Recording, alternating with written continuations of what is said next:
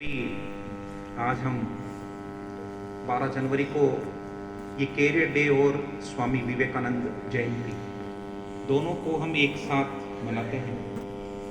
इसका मैं आपको थोड़ा सा बताना चाहूँगा कि एक जो युग पुरुष हमारे इस भारतवर्ष में हुए थे, जिन्होंने सनातन धर्म की और योग शास्त्र की रचना की थी, और इन्होंने हमारी भारतीय संस्कृति को पूरे विश्व में एक पहचान दिलाने के लिए इन्होंने जो एक बीड़ा उठाया था, तो पूरा विश्व ही उनसे आश्चर्यचकित हुआ।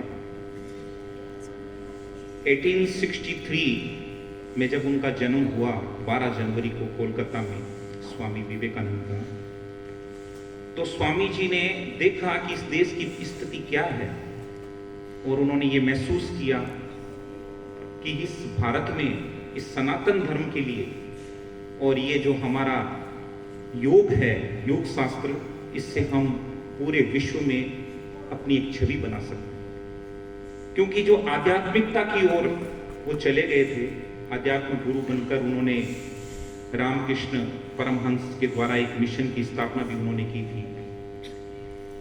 तो उन्होंने देखिए 1863 में तो उनका जन्म हुआ, और 1893 में यानी 1893 में जब वो मात्र 30 वर्ष के थे, एक युवा उनकी एज थी, तब उनको भारत की ओर से प्रतिनिधित्व करने के लिए एक जो धर्म गुरु का सम्मेलन आयोजित हुआ था शिकागो शहर अमेरिका में, तो उनको स्पीच देने में सबसे अंत में मौका मिला।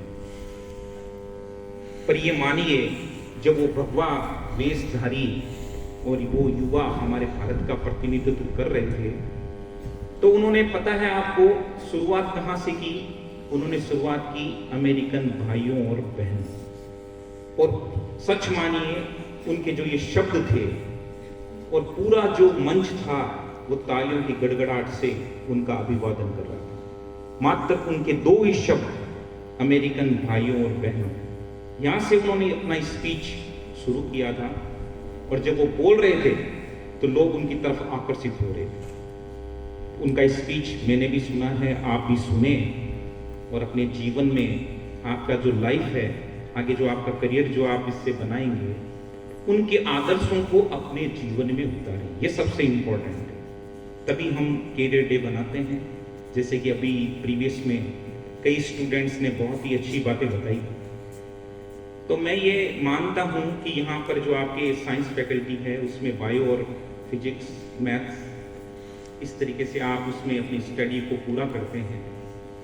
लेकिन मैंने जितना कम समय इस स्कूल में मेरा हुआ है, और मैंने ये फील किया है कि आप मीडियम से तो चल रहे हैं, लेकिन जो आपका शैक्षणिक स्तर है वो उस लेवल का नहीं, उसको आप कम से कम मेंटेन करके रखिए।